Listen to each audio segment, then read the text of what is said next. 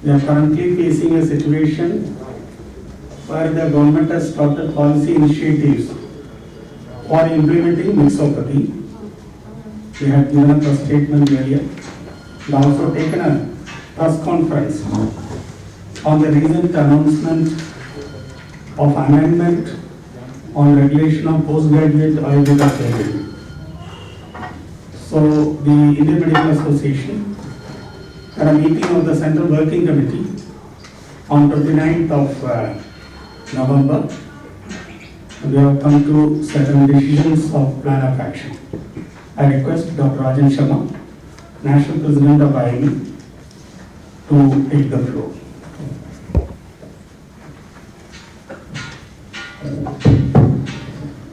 Thank you, Acharya sir. नमस्कार, आपका सबका आने के लिए धन्यवाद. As you all know friends, we had briefed you हम कुछ दिन पहले हम आपसे रूबरू हो गए थे मिक्सोपैथी क्रॉसपैथी के इश्यूज पे और आपका हमें भरपूर सहयोग मिला. हमारे जो जनरल कंसर्न्स हैं उनको एड्रेस करने के बजाय स्वास्थ्य मंत्रालय सरकार ने चुप्पी साधा. और जैसा आप सबको ज्ञात है कि सीसीआईएम ने एक प्रेस विज्ञप्ति में कहा कि 95% of ICU care Ayush doctor manage कर रहे हैं,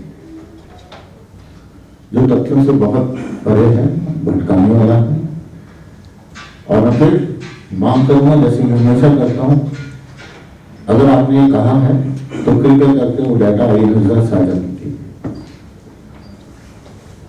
शुरू से हमने कहा है हर एक पैथी विश्व आयुर्वेदा है, होम्योपैथी है, सिद्धा है, यूनानी है, वो अपनी जगह मान्य है. आयुर्वेदा एक ऐतिहासिक सिस्टम है, उसके ऊपर खूब रिसर्च होनी चाहिए, खोज होनी चाहिए. परंतु जैसा कि पीछे मैंने कहा कि सर्जरी के प्रोसीजर्स को 1958 से 66 नाक कान गले और आंख के प्रोसीजर्स और बेहोशी, इन सबको एक 2 साल के कैप्सूल कोर्स में करना घोर निर्णय है. और आयुष मंत्रालय का स्वास्थ्य सेवा के लिए डबल पैरल सिस्टम खड़ा करना, ये किसी भी तरह से समझ नहीं. जहां की मॉडर्न मेडिसिन यानी कि हम डॉक्टर एमबीबीएस एमएस करके 3 साल की एमएस के बाद एक सर्जन बनता है, 3 साल की एमडी एमएस के बाद ईएनटी सर्जन बनता है, 3 साल की एमएस के बाद आई सर्जरी कर सकता है, गायनी सर्जरी कर सकता है. उसको 2 साल के कैप्सूल कोर्स में ये देश की जनता के स्वास्थ्य के साथ खिलवाड़ है, जिसका हमने कहा है खिचड़ीफिकेशन. पूरे देश में हमारे सारे डॉक्टरों में, हमारे सारे स्टूडेंट्स में, सारे रेजिडेंट डॉक्टर्स में भारी रोष है और हम इसकी कड़े शब्दों में निंदा करते हैं. कोविड क्राइसिस में हमने अपना पूरा दायित्व समझा और उसी के दायित्व पे चलते स्वास्थ्य सेवाएं भारत में अपनी जनसंख्या के हिसाब से कोविड में हम काफी अच्छा कर पाए. परंतु इस क्राइसिस के दौर में आयुष मंत्रालय द्वारा ये ऑर्डिनेंस लाना हमारे स्वास्थ्य सेवा को चुनौती देना है. और इसके लिए हमने प्लान ऑफ एक्शन है, हमने आपसे साझा किया है. सीडब्ल्यूसी जो है हमारी वर्चुअल हुई थी, जो हमारी हाईएस्ट डिसीजन बॉडी है all across the country. IM with 1750 branches और medical student network, junior doctor network, इन सब ने फैसला लिया है योजनाबद्ध तरीके से हम प्रोटेस्ट करेंगे. और आपके आगे ये मैं बात साफ करना चाहूंगा, हमारा प्रोटेस्ट करना हमारा हक है, परंतु कोविड केयर और इमरजेंसी केयर को हम इफेक्ट नहीं होने देंगे. हमने मांग पत्र और रिप्रेजेंटेशंस, प्रोटेस्ट लेटर्स दे के देख लिए, परंतु कोई जवाब. हम सोच रहे थे कि स्वास्थ्य मंत्रालय की तरफ से कोई जवाब आएगा, नहीं आया. हम आज भी आपके माध्यम से माननीय प्रधानमंत्री को एनरोल करना चाहेंगे, साइंस की एक अपनी जगह है और आयुर्वेदा की अपनी जगह है। इन दोनों को मिक्स मत कीजिए।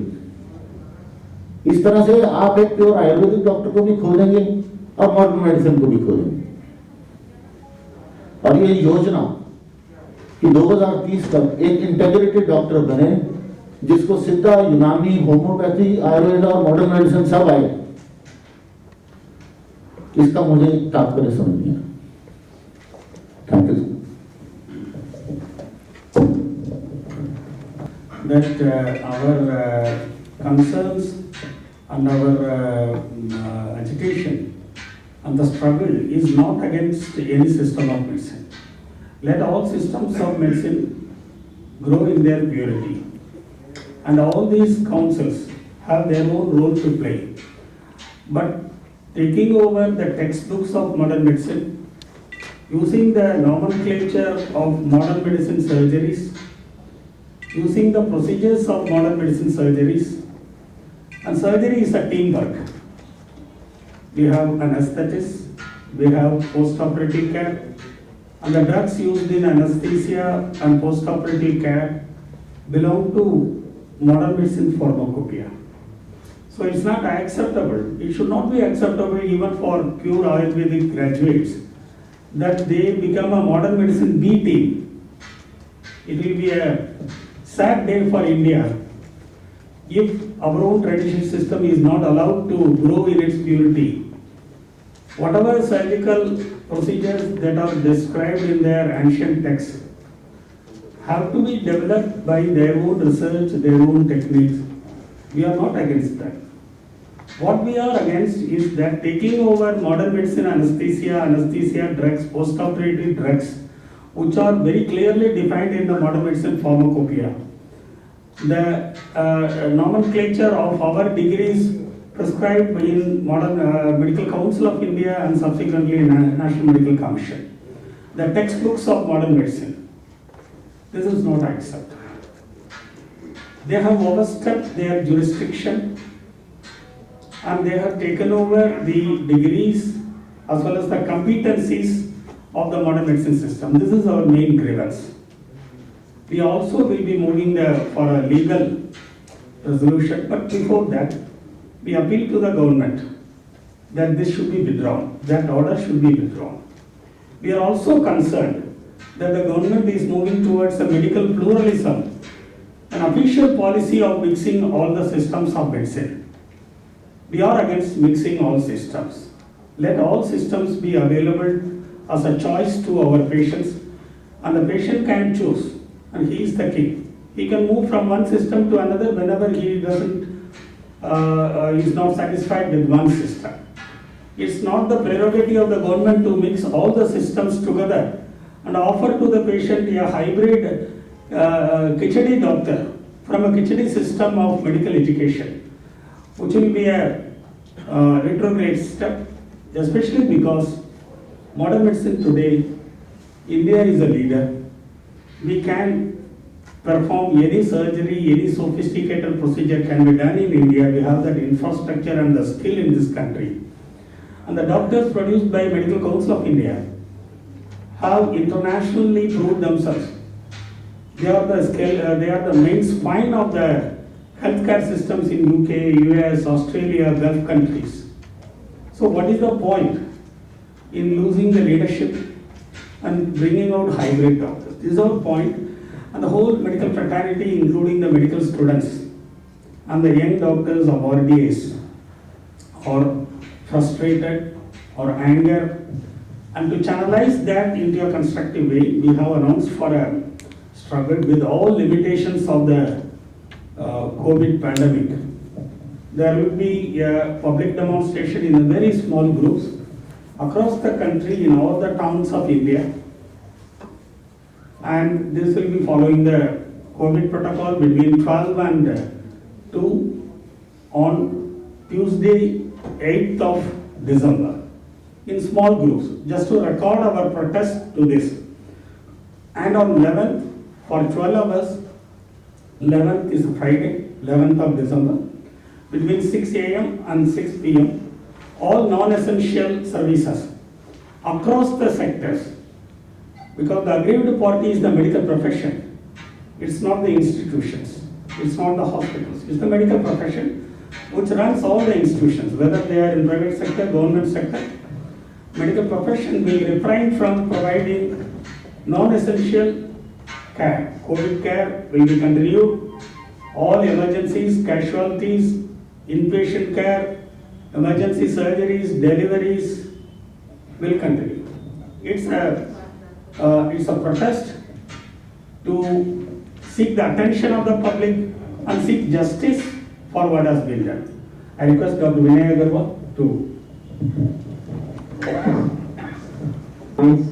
बताना चाहता हूँ हमारे worthy national president and secretary general है that explain you everything. One, हम लोग एलोपैथिक डॉक्टर्स के खिलाफ नहीं हैं। आयुर्वेदिक आयुर्वेदिक डॉक्टर्स के खिलाफ नहीं हैं। हम आयुर्वेदिक मेडिसिन की प्रोग्रेस के भी खिलाफ नहीं हैं।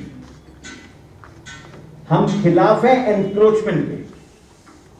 एक पैथी का दूसरी पैथी में एनक्रोच करना, वो हम उसके खिलाफ है। मिक्सोपैथी के खिलाफ है, खिचड़ी प्रैक्टिस के खिलाफ है। जिस देश में आज भी ये पता करना मुश्किल है कि कौन क्वैक है, कौन क्वालिफाइड डॉक्टर है, या कौन क्वालिफाइड डॉक्टर है या कौन क्वैक है, उस देश में आप एक और बिचौला एक सिस्टम ले आए जिसमें कि आयुर्वेदिक डॉक्टर सर्जरी कर रहे हैं। वो क्या कितना घातक होने वाला है आप समझ सकते हैं। अगर आयुर्वेदिक मेडिसिन में उनको सर्जरी करनी है या जो कुछ भी करना है, उनकी पैथी उनके सिस्टम के हिसाब से, हम उसके भी खिलाफ नहीं हैं। हम खिलाफ इस चीज के हैं कि आपने अगर वो 66 प्रोसीजर्स देखे होंगे तो हिल जाएंगे। एक नॉर्मल सर्जन भी कई बार कोलेक्टमी, हेमीकोलेक्टमी, एक्सप्लोरेटरी लेप्रोटमी करने में डरता है। ईएनटी सर्जन फेस सर्जरी करने में डरता है, उसको असिस्टेंस चाहिए होती है। और सारे eye surgeon phaco emulsification surgery नहीं करते हैं आई की। ये सब सर्जरी उसमें लिखी हुई है, वो सब करेंगे। आपको मैं फिर बताना चाहता हूं, पिछली बार भी मैंने बोला एक डॉक्टर कैसे बनता है, सर्जन कैसे बनता है। आपको पता है, आपके बच्चे भी, कुछ लोगों के बच्चे भी डॉक्टर होंगे। एमबीबीएस करने में 5.5 साल लगते हैं। उसके बाद नीट एग्जामिनेशन पास करने के बाद 3 साल की सर्जरी की ट्रेनिंग होती है अस्पताल में। उसके बाद 3 साल की सीनियर रेजिडेंसी होती है। उसके बाद आप सर्जन कहलाते हैं, उसमें भी आप असिस्टेंट सर्जन कहलाते हैं। उसके बाद जो लोग सुपर स्पेशलाइजेशन में जाते हैं वो फिर 3 साल के लिए एमसीएच की ट्रेनिंग करते हैं। उसके बाद भी वो एसोसिएट सर्जन बनते हैं। मेरा कहने का मतलब यह, जो प्रोसीजर्स उसमें लिखे हुए हैं, एक मॉडर्न सिस्टम से, हाई एंड सिस्टम से, उस प्रोसीजर को करने के लिए एक डॉक्टर को ट्रेन करने में 12 साल लगते हैं मिनिमम। आज उस चीज की ट्रेनिंग 2 साल में कर और वो 12 साल भी एक फील्ड में लगते हैं। हर फील्ड के अलग अलग डॉक्टर हैं। आई डॉक्टर आई सर्जरी करता है, ईएनटी वाला ईएनटी करता है, ऑर्थोपेडिक्स वाला ऑर्थोपेडिक्स करता है, जनरल सर्जन जनरल सर्जरी करता है, गैस्ट्रोएंटरोलॉजिस्ट डॉक्टर गैस्ट्रोएंटरोलॉजी सर्जरी करता है। इस देश में एमबीबीएस डॉक्टर को सर्जरी करना अलाउड नहीं है। मैं री एम्फेसाइज कर रहा हूं, उस देश में एक आप बीयूएमएस करने के बाद, इस नोटिफिकेशन से जो central council of indigenous medicine ने निकाली है, बीयूएमएस करने के बाद आप 2 साल की ट्रेनिंग करेंगे, जो सर्जिकल ट्रेनिंग होंगे। उसके बाद आप ये 65 प्रोसीजर्स कर सकते हैं और करेंगे। और इसमें मिनिस्ट्री ऑफ आयुष का उनको समर्थन प्राप्त है। इस देश के लिए कितना डेंजरस हो सकता है आप सोच सकते हैं। जहां पे अभी भी बंगाली डॉक्टर और ऑर्डिनरी डॉक्टर में फर्क नहीं महसूस होता, जहां पर कि क्वैक में और क्वालिफाइड डॉक्टर में फर्क नहीं होता, इसीलिए मेट्रोपॉलिटन सिटीज में आज भी हजारों क्वैक प्रैक्टिस कर रहे हैं। वहां पे एक ऑफिशियल एक क्वैकरी का आप एक सिस्टम बना रहे हैं, उसको आप रेगुलराइज कर रहे हैं। मैं कहता हूं कि पिछली बार भी मैंने कहा, अब तक आप अनलाइसेंसिएट तमंचा था उनके पास, अब आपको उनको लाइसेंस रिवॉल्वर दे रहे हैं कि जिसको मर्जी मारो। इसके खिलाफ है। हम एक रेस्पॉन्सिबल एसोसिएशन है, हम एक रेस्पॉन्सिबल मॉडर्न मेडिसिन के डॉक्टर्स हैं। हमें अपनी प्रतिष्ठा का आभास है, हमको यह भी आभास है कि ग्लोबली संसार में हिंदुस्तान के डॉक्टरों ने अपना स्थान बनाया है। हमको यह भी आभास है कि 5 लाख मरीज रोज हिंदुस्तान में आज के दिन अपनी सर्जरी कराने डिफरेंट देशों से आते हैं। ये मॉडर्न मेडिसिन ने अचीव किया है। इस सबको जानते हुए और अपनी रिस्पॉन्सिबिलिटी जानते हुए कि कोरोना टाइम है, कोरोना इमरजेंसी है, इसके साथ साथ इमरजेंसी सर्विसेज ना हिंडर करें, और लेकिन अपने प्रोफेशन का, अपने मेंबर्स का आक्रोश देखते हुए, उनकी फ्रस्ट्रेशन देखते हुए, उनका गुस्सा देखते हुए हम लोग बाध्य हो रहे हैं ये सब करने में, जिसमें कि हम लोग पहले 8 तारीख को एक सिंबॉलिक प्रोटेस्ट करेंगे हर सिटी में, और जो प्रोटोकॉल को मेंटेन करते हुए होगा, जिसमें junior doctor association, medical student association, professional all association, paramedical staff members, हमारे प्रोफेशनल मेंबर्स, ये सब लोग पार्टिसिपेट करेंगे। अलग अलग सिटीज में होगा, दिल्ली में भी 5-6 स्थानों पर होगा, और हम करेंगे उसको, और हम सक्षम हैं और पूरी कोशिश करेंगे हर तरह से सफल बने।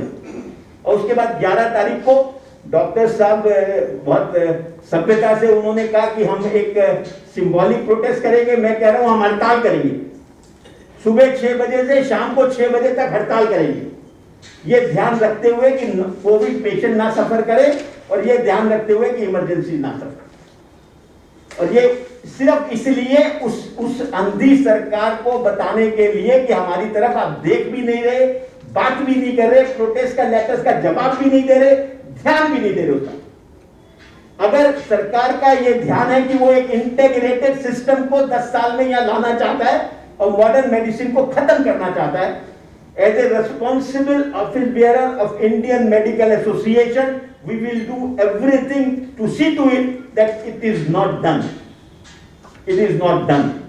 और हम लोग लीगल रिकोर्स भी ले रहे हैं, लीगल रेमेडी भी ले रहे हैं, पूरी कोशिश करेंगे, और हमें आपका पूरा साथ है। आपने हमारी हर मूवमेंट में हमारा साथ दिया है, कंधे से कंधा मिला के हम यहाँ खड़े हैं, आपकी वजह से खड़े हैं, और उसी रेस्पॉन्सिबिलिटी से आपको एड्रेस कर रहे हैं कि आप इस सब्जेक्ट को समझते हुए आप पब्लिक तक जाएंगे, सरकार तक जाएंगे, हमारी बात पहुंचाएंगे। धन्यवाद। Problem of the medical profession. It's a problem of the patient care and patient safety of the whole nation. That one perspective has to be taken into account. And also do not see it as a war between Ayurveda and the modern medicine. It will be missing the woods for trees. This is a system change that the government is bringing, mixing all the systems. We are against mixopathy. It's a series of steps from National Education Policy to Niti Aayog to CCIM. Please see the entire strategy, not in isolation the CCM one step. Of course, it is the last step that has been taken which has provoked the medical doctors, and I open it for your questions. Let me tell you, the association as a responsible citizens of the country, हर एक protest को करने के क्या तरीके होते हैं? सबसे पहले अवेयर करना, अवेयर करने के लिए सबसे पहले मीडिया से बात करना। अब आप अगर हमारी बात से कन्विंस होंगे तो जनता के बीच में जाएगा। दूसरा, अब जो हमारे स्टूडेंट हैं, अब 1 तारीख दिसंबर से कॉलेज खुला, पर हमने अपनी कोविड गाइडलाइंस को ध्यान में रखते हुए सिर्फ 20 स्टूडेंट्स को विद फुल गाइडलाइंस कहा, protest, genuine peaceful protest is a right of fundamental right of every citizen of this country, and we are doing it for our future generation. जब तक वो बनेंगे, हमारे जनरेशन तो वो होगी। और एक बात को आप समझिए, as a modern medicine doctor, I am registered with the National Medical Commission. I am bound by the Model Code of Ethics. आज मैं ऑर्थोपेडिक सर्जन हूँ, मैं एक अपेंडिसेक्टमी नहीं कर सकता। I can be hauled in the court of law. आप एक सिनेरियो इमेजिन करिए, आप एक छोटे शहर में किसी सर्जन के पास सर्जरी कराने जाते हैं, तो आपको कहेगा जी वेट कीजिए, बेहोशी वाले डॉक्टर नहीं है। अब ये जो 2 साल का डॉक्टर है, ये कहेगा आ जाओ जी कर देता हूँ, क्या डॉक्टर साहब बेहोशी वाला, वो तो मैंने ही देनी। What about a complication during the surgery? ये जिसने भी ये गाइडलाइन बनाई है उसने सर्जिकल एस्पेक्ट का कभी ओटी में घुस के नहीं देखा है, और ये गद्दा मजाक देश की जनता के साथ किया जा रहा है। धन्यवाद सर। ऐसा नहीं लग रहा डॉक्टर साहब, आपको ऐसा नहीं लग रहा बहुत देर हो चुकी है इस चीज में? है जी। इस चीज में बहुत देर हो चुकी है। कई बच्चों से मैंने बात की है, हाँ। वो कहते हैं कि हमने एमडी किया हुआ है सर्जरी में, हाँ जी। वो बीओएमएस करके हुआ बैंगलोर से एमडी किया उन्होंने, और वो कर रहे हैं इस काम को। सर अभी लेट भी हो गए? सर कोई लेट नहीं है, ये बीएचयू में पहली देर से इंक्लूडेड था, बट अब इसको एक सेंट्रल गजेट में लाके प्रॉपर नोटिफिकेशन दी जा रही है। अगर आप, मैं ओपन चैलेंज करता हूं, आप प्लीज लाइए, हमारे को डाटा शेयर कीजिए। आप डीम्ड यूनिवर्सिटी ऑफ जामनगर जो नेशनल एक्सीलेंस आयुर्वेदा बना है, उसमें सर्जरी हमारे सर्जन जाके करेंगे, दैट्स कमर्शियल हॉस्पिटल वेंचर्स। तो अगर ये सोचना है कि डॉक्टर को रिप्लेस करके 2 साल में डॉक्टर को बनाना है, और ये इतना path breaking procedures modern medicine के, ये पहली बार इस गैजेट नोटिफिकेशन में आई है। जो वो था, वो माननीय सुश्रुत जी ने जो अपने एंशिएंट टेक्स्ट में लिखा था कि ये सर्जरी जैसे पाइल्स की धागे के साथ सर्जरी है, उसमें वो सेट प्रोसीजर्स थे।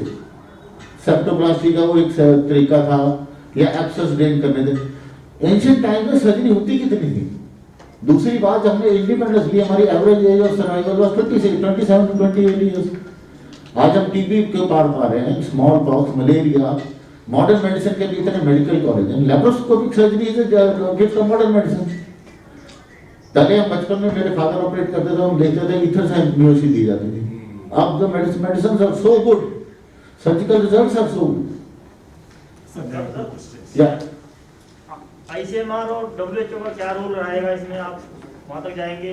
और दूसरा क्वेश्चन मेरा ये है कि अभी कोविड के लिए एमबीबीएस के जो 2 साल का प्रैक्टिस डॉक्टर जो स्टूडेंट है उसको प्रैक्टिस में लगाया जा रहा है, तो क्या वो भी सब्स्टिट्यूट है, जायज है? आप, यही तो विडंबना है। हम तो कोल्लू के पहले, जहां फंसो हमें लगा दो। आज हमारा 3rd ईयर का स्टूडेंट भी तैयार है, वो कहता सर कोई बात नहीं, हमने तो काम करना है, अगर करेंगे नहीं तो सीखेंगे कैसे? एक तरफ तो ये अप्रोच है हमारे स्टूडेंट्स की, दूसरी तरफ आप ये कह रहे हो कि जो वो 15 साल में सीखेगा मैं 2 साल में सिखा दूंगा। तो ये बच्चों के भविष्य के साथ खिलवाड़ नहीं है। यस सर, मेरे 2 सवाल है। देश का ये ग्राउंड रियलिटी है कि देश का 80% रूरल हेल्थ सेक्टर क्वैकरीज के हाथों में है, वो संभाल भी रहे हैं, बिगाड़ भी रहे हैं। तो उनको एक तरह से ट्रेन करके प्रॉपर मेन स्ट्रीम में लाना, या आयुर्वेदिक चिकित्सा में जोड़ करके उनको ट्रेन डॉक्टर बनाना, कितना ऑप्शन बेहतर विकल्प हो सकता है, या उस पर क्यों नहीं सोचा जाना चाहिए? पहली चीज तो आपने पूछा कि जो क्वैक्स हैं और जो प्रैक्टिस कर रहे हैं रूरल हेल्थ मेडिसिन में, सरकार ने एक अच्छा कदम उठाया था और उठाया है, अब चल रहा है। आपने देखा होगा सारे डिस्ट्रिक्ट हॉस्पिटल्स को मेडिकल कॉलेजेस में बदल रहे हैं, और उसके हिसाब से जो 56,000 मेडिकल सीट्स होती थी उनको अब 1 लाख सीटें करने जा रहे हैं, और ये शुरू हो गया प्रोसेस। अब मेरे ख्याल से अगले 4-5 साल में हमारे पास 1 लाख के करीब डॉक्टर प्रोड्यूस करेंगे हम। और दूसरा उनका अच्छा कदम है कि जितनी सीटें अंडर ग्रेजुएट है उतनी सीटें पोस्ट ग्रेजुएट सीटें भी बनाना चाहते हैं, मिला के डीएनबी और एमएस सर्जरी की सीटों में। ये एक अच्छी डायरेक्शन में कदम है। उन लोगों को रेगुलराइज करना, उनको शिक्षा देके उनको वहीं मारते देते रहना, वो एक अच्छा कदम नहीं है कि आप उन जो क्वैक्स जो वहां पर हैं और उनको आप कहें कि इनको ट्रेनिंग देके किसी प्रकार से वो दे दे, वो ठीक कदम नहीं है। दूसरा आपने पूछा कि डाटा, आप समझिए हर अस्पताल में 25 से 30% मिनिमम ऐसे पेशेंट हैं जो कहीं ना कहीं किसी ना किसी क्वैक के हाथों से सताए हुए हैं और आते हैं। अब कुछ तो इतनी अनफॉर्चुनेट सिचुएशन में है जो कि बहुत बुरी हालत में आ रहे हैं। आपको मैं कोरोना की बात करता हूं, कोरोना की जो डेथ्स हो रही हैं और इस पीरियड में हो रही हैं, वो डेथ्स वो हैं जिनको कि होम आइसोलेशन का हमने बताया, और होम आइसोलेशन से वो लोग इन क्वैक्स पे या इधर उधर जो एक प्रिस्क्रिप्शन लेके चल रहे हैं, और जब ब्रेथलेसनेस होती है, जब आते हैं, तब वो या तो ब्रॉड डेड आ रहे हैं या वो आके मर रहे हैं। तो एक मैं छोटी सी बात बता रहा हूं, ऐसे अनेक केसेस हैं। अब इस केसेस को सर्टिफाई, ये कह पाना हम लोगों ने एज ए मॉडर्न मेडिसिन, क्योंकि हम किसी पैथी के खिलाफ नहीं है, ये कहना कि ये बंगाली डॉक्टर ने किया या बीओएमएस ने किया वो उचित नहीं है। but you have been an active health reporter for almost 2 decades now. You know it that there are hundreds of such cases, thousands of such cases, which come and they come in not in hundreds, thousands and thousands cases. मैं percentage दे रहा हूँ, 25% कम से कम cases हर अस्पताल में वो cases हैं जो पहले कहीं ना कहीं से ट्राई करके या अपने आप को खराब करके आ चुके हैं। इसी चीज से मैंने कहा, एक तरफ सही डायरेक्शन पे आप काम कर रहे हैं, दूसरी तरफ आप ऐसा स्टेप ले रहे हैं जो उस डायरेक्शन को भी खत्म कर रहे हैं। एक तरफ आप फॉरेन करेंसी अर्न कर रहे हैं, तो 5 लाख मरीज आपके पास आ रहे हैं, दूसरी तरफ जहां ये मैसेज जाएगा कि यहाँ आयुर्वेदिक डॉक्टर एमएस, अब कौन होगा आयुर्वेदिक है या एमबीबीएस है इसका भी पता नहीं लगेगा, बिकॉज जरूरी नहीं है कि AYU लिखा जाए।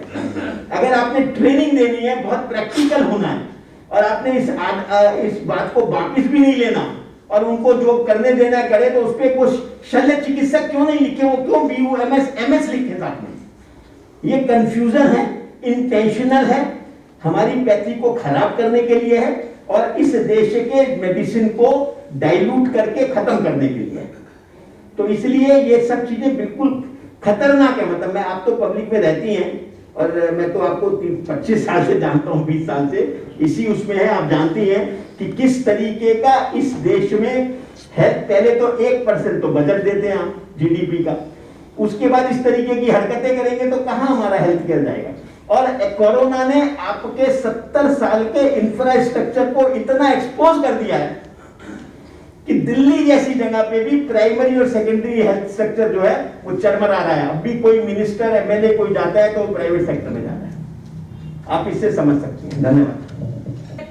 आयुर्वेद अभी तक डाटा लेवल पर, ऑथेंटिसिटी के लेवल पर वर्ल्ड वाइड अपना साफ बना नहीं पाया है। देखिए, आप सोच सकते हैं कोरोना जैसी बीमारी में अगर एक पैथी को इनिशियल प्राइमरी, उसके लिए भी वो कोई प्रोटोकॉल नहीं बना पाए हैं, जबकि आज प्रैक्टिकली मेडिकल इमरजेंसी से हम गुजर रहे हैं कोरोना की वजह से, उसमें भी नहीं कर पा रहे हैं। What was that necessity for the government to bring this ordinance or this notification to say that they are allowing this? आज आयुष के जो खुद मिनिस्टर हैं, भगवान ने उनको बचाया, हम उनके साथ हैं, उनकी हमने भी प्रार्थना की कि वो बेचारे बचे। उसने कौन सी मेडिसिन आयुर्वेदिक की ली थी, क्या आप बता सकते हैं? पूरा का पूरा सारा सिस्टम ऑफ मॉडर्न मेडिसिन पूरी तरह श्रीपद नायक जी को बचाने के लिए गोवा तक सारी यहाँ से टीम्स गई हैं, आर्मी से, एम्स से, और सबने वहाँ उनका मेडिकल मैनेजमेंट किया है, तब वो वापिस आए हैं। और अगर वो सोचते हैं कि उन्होंने, कितने सारे मेंबर ऑफ पार्लियामेंट, कितने सारे लोग मेदांता में, अपोलो में, मैक्स में, मैं गिना सकता हूँ, दे आर इन हंड्रेड्स, जो senior administrators, member of parliament, ministers, ये लोग इन हॉस्पिटल्स में हैं। मुझे नाम बताइए कि इनमें से कितने गवर्नमेंट अस्पताल में और कितने आयुर्वेदिक दवाई ले रहे हैं। तो ये इस तरीके का, ये ना, मैं कुछ और करूंगा, पब्लिक को मैं मारूंगा, ये फिलॉसफी गलत है और इसको आप लोगों को अपोज करना चाहिए। लेकिन सर, काढ़ा पी रही हो तो डॉक्टर, MBBS डॉक्टर भी बोलते हैं काढ़ा पियो तो आयुर्वेदिक ही है वो तो। कौन सा काढ़ा के लिए सभी डॉक्टर बोलते हैं। देखिए, काढ़ा पीना इलाज नहीं है। हम पहले से च्यवनप्राश पीते आए हैं। आपने, मेरी माँ तो मुझे बचपन में पिलाती थी 1 चम्मच। वो दवाई नहीं है, वो इम्यून सिस्टम को ठीक करने के लिए कि विटामिन नहीं मिल रहे, विटामिन लो। आप च्यवनप्राश नहीं ले रहे तो संतरा खाओ और नींबू खाओ और आप ये फल लो, ये सब चीजें वही हैं। काढ़े के खिलाफ नहीं है, वो इलाज नहीं है, वो इम्यून सिस्टम को बढ़ाने की चीजें हैं। अब अगर किसी ने किसी का कोरोना का इलाज करके एक दवाई बनाई और जब सरकार ने फोर्स होकर उसको अपोज किया तो उन्होंने कहा वो इम्यून सिस्टम को बढ़ा रही है और करोड़ों का व्यापार कर लिया। आप सिंपल सा एक सवाल है, कोरोना एक 10 महीने पुरानी बीमारी है जिसकी प्रॉपर इलाज में मॉडर्न मेडिसिन भी यूज हो रही है। We have found drugs, we have claim rejected them, we have done research, पर ये कहना कि कोरोना का हल इस चीज में हमने ढूंढ लिया, आयुष ने ढूंढ लिया। कभी कोरोना के पापड़ भी कहे गए, हल्दी वाला दूध सारे पीते हैं, मैं भी पीता हूँ, बट दिस डजंट मीन कि वो ट्रीटमेंट है। हम ये जो बार बार कहते हैं, please research research research, unfortunately इस रिसर्च को मांग करने पे it is considered to be anti Ayurveda. Science का एक साइंटिफिक टेम्परामेंट होता है। मंगलयान बना, इसरो ने लॉन्च किया, मंगल पे लैंड भी गया और टेक्निकल डिफिकल्टीज आ गई। माननीय प्रधानमंत्री ने क्या कहा, कोई बात नहीं, दोबारा फिर ट्राई करेंगे। So this is the importance of research, which unfortunately they are making into a battle. Let Ayurveda remain pure, let us remain pure. Yes, gentlemen. तो सर केवल सर्जरी के लिए विरोध है या पूरा इंटीग्रेशन के खिलाफ है आप लोग? And integration of entire system. आप ये इमेजिन करिए, मैं एक इंटीग्रेटेड डॉक्टर बैठा हूँ, एक बीमारी के लिए मैं सोचता हूँ ये लेबल लिखूं या कोई भी पट्टी दूं या हल्दी का, आप खुद देखिए, आप मेरे पास किसी प्रॉब्लम के लिए आए, मैं आपको 4 काढ़े लिख के भेज दूं, जाइए। आज किसी मरीज को मानसिक तनाव है, डॉक्टर एल्परेक्स लिख देता ना, तक patient is not satisfied. People now know, I am more aware. If you go to a doctor, you read on the social media first, then you go. If you go for a cataract surgery, you will ask 10 people whether he is a good surgeon or not. Thank you. Sir, I would like to ask you, your objection is, or it's a clarification, your objection is only for the surgery should be done by the Ayurvedic doctor or whole of the system of the curing of the diseases? We are against mixing, and we see the CCIM development as a link or one step in implementing the mixopathy.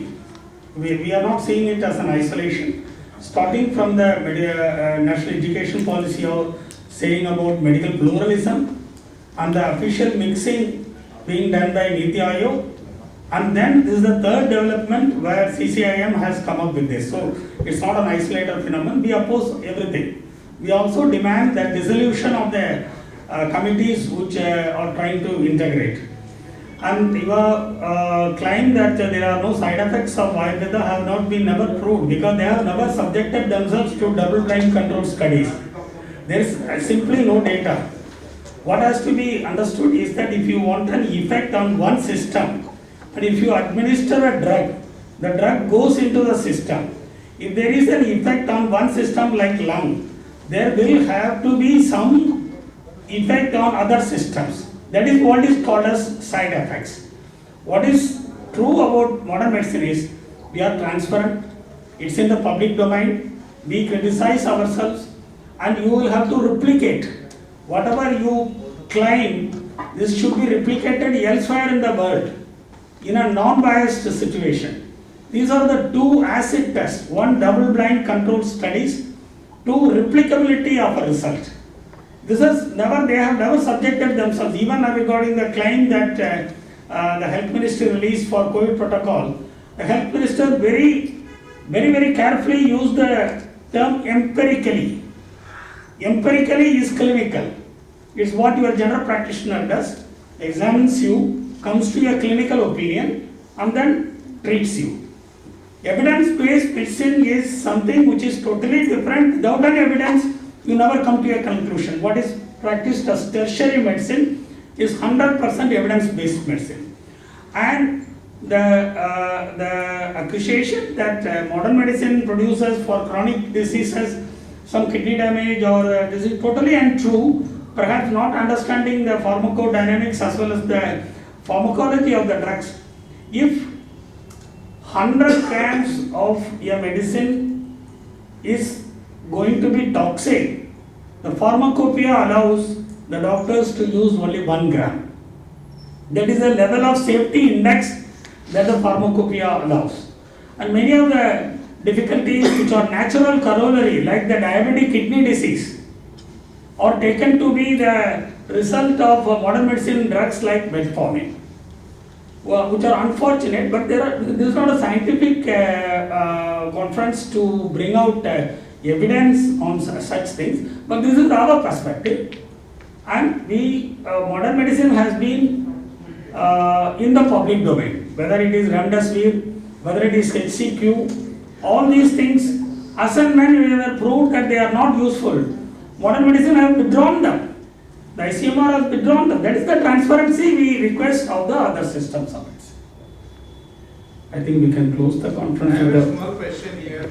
I mean, what you are saying is acceptable, but do you think that modern medicine should also do a hand holding with this alternate form of medicine so that at least you take them on board in whichever way possible where the successes could be seen? Sir, we have always been doing this. Yeah, please, sir. जी, आपने अच्छा सवाल किया। ये definite बात है। It is going the other way around कि वो आप पे सुपर इम्पोज कर रहे हैं, आप उनको इनवाइट कर सकते हैं। आपको मैं ये बताना चाहता हूँ कि ये एफर्ट पिछले कुछ समय से चल रहा है। जितने हमारे कॉर्पोरेट या बड़े हॉस्पिटल हैं, उन सब में अलग अलग डिपार्टमेंट आयुर्वेदिक या होम्योपैथिक के डॉक्टर्स भी बैठते हैं, which is the right way of doing this. तो ऐसा नहीं है कि उनको प्रमोट नहीं कर रहे हैं, उनको प्रमोशन के लिए जो इंटीग्रेशन जो एक्चुअल होना चाहिए कि अगर किसी को किसी सिचुएशन में कोई उसकी जरूरत है तो there are chambers available, like आप ईएनटी के पास जाते हैं तो ऐसे भी आप आयुर्वेदिक डॉक्टर से दवाई लेना चाहते हैं तो आप जा सकते हैं। तो ये एक एडवांसमेंट है जो कुछ समय से चल रही है।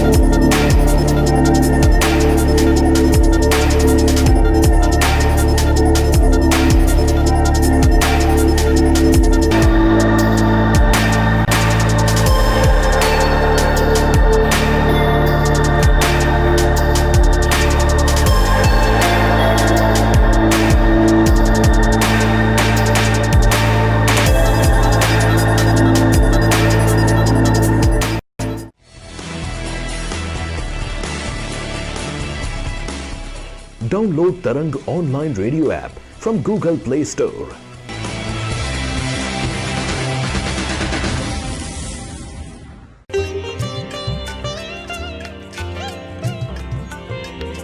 You are listening to Tarang Devotional Online Radio.